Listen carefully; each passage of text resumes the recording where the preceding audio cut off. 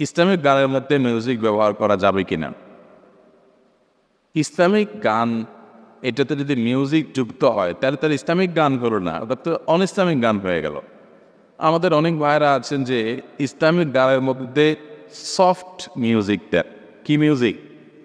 Soft, বোঝার কোনো উপায় নাই, ওরকম ভারী ঢোল তবলার আওয়াজ নাই, কিন্তু হালকা করে একটু লেয়ার দিয়ে দিয়েছেন, পিয়ানো দিয়ে, এটা দিয়ে সেটা দিয়ে, মানে বোঝা যায় যারা খুব প্রাজ্ঞ, যারা এই বিষয় বোঝে তারা খেয়াল করলে বুঝেন যে এখানে সফট মিউজিক আছে।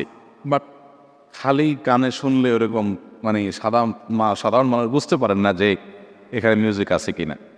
তো এই প্রশ্নের উত্তর হলো যে সফট মিউজিক, হালকা মিউজিক দিল আর কি, এটাতে কোনো অসুবিধা হবে কিনা। এর উত্তর হলো যে কোনো পানিতে কোনো খাবারে যদি হালকা বিষ মিশান অসুবিধা হবে?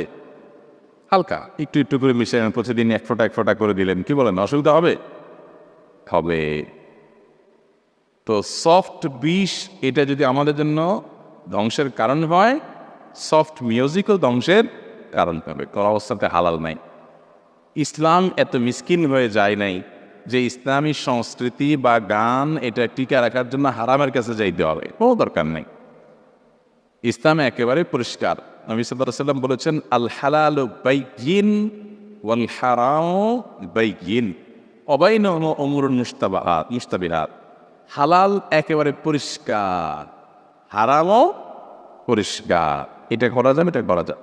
এর মাঝখানে কিছু বিষয় আছে সন্দেহ করলাম, মানুষ ধরতে পারে না, সূক্ষ্ম, এগুলো থেকে বেঁচে থাকতে হবে। এগুলো থেকে যদি বেঁচে থাকে সে তাকওয়াকে হেফাজত করে। বিধায় ইসলামের সঙ্গীত শোনার নাম দিয়ে এই সফট মিউজিক সহ যে গান আছে এগুলো যদি শুনেন তাহলে আপনি গুণাগারী হলেন। ওই যে বিষ একটু একটু করে অল্প করে খাইলেন, একসাথে খাইলেন না, কিন্তু একটু একটু খাইলেন, তো ধ্বংস ঠিকই আনবে, হয়তো একটু সময় লাগবে। এই বিধায় এগুলোতে মজা বেঁচে থাকা দরকার। জাযাকুমুল্লাহ খাইর।